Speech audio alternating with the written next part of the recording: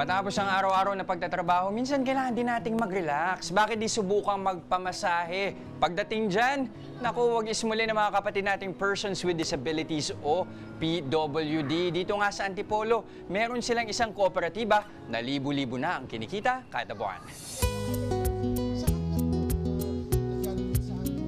Dito sa munting gazebo sa plaza ng Antipolo, makikita ang mga nagpapamasahing relax sa kanilang mga gifted na masahista. Ang sikreto, ang kanilang healing touch.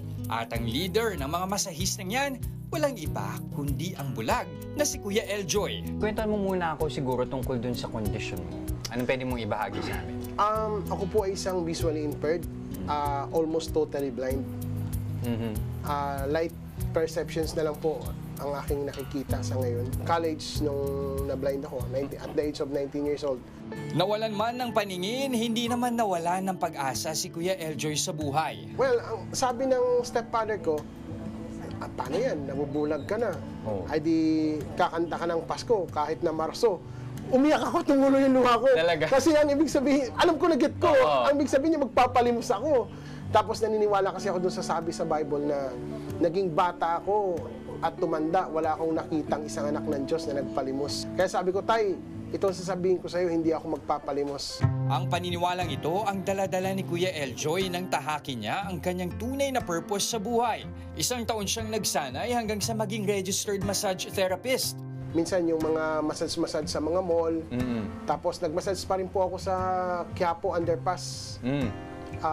Hanggang nakapag-graduate ako ng kapatid, 2009. At nang imbitahan siya ng isang social worker sa Antipolo para magmasahe, dito na sinimulan ni Kuya Eljoy ang kanilang munting kooperatiba. Siyempre, maayos yung handling ng pera.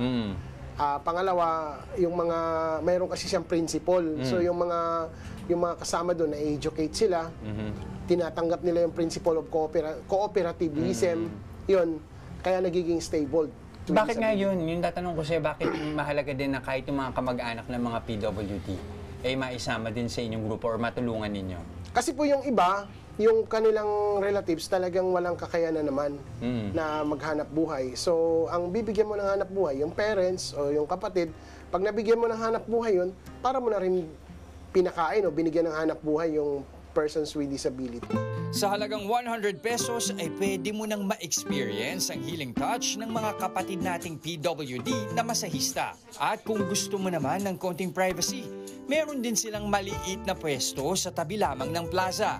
Siyempre, di ko na pinalampas ang tunay na rason ng aking pagdayo rito. Nakilala ko si Ate Ruth na halos isang dekada nang nagmamasahe dito sa Antipolo. Ano ba ang kaiba sa pagmamasahe pag ng mga bulago, ng mga PWD? Kasi po may healing touch po. Bakit siguro healing po, touch? Hindi, totoo. Bakit Yes. may healing touch? Siguro po, gabay lang po ng Panginoon kasi ay lang po ang alam ng trabaho na ano. Oo. Yung sa pang-araw-araw po namin pangangailangan. Tapos napapag-aral namin yung anak namin. Sa ngayon, may 25 therapist at 3 branches na sina Kuya Eljoy. At sa araw-araw, aabot sa 10 customer ang minamasahe nila kada branch. Kaya naman kitang-kita na sila ng 6 digits kada buwan. Bakit mahalaga sa'yo na nagtutulungan kayo? Kayo mga nasa part din ng komunidad. Kagaya ko, blind ako. Kung magtatayo ako ng sarili kong negosyo, hindi ko kaya.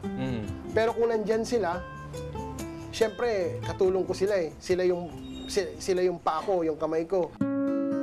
Pinatunayan ni na Kuya Eljoy at ng kanyang mga kasamahan na hindi hadlang ang kapansanan para kumita ng pera at makatulong sa pamilya. Mga kapatid, Jess De Los Santos po, huwag magpahuli sa mga umaaksyong balita at napapanahong issue sa bansa. Para sa mas malawak na balitaan, mag-subscribe at mag-follow sa social media pages ng News 5.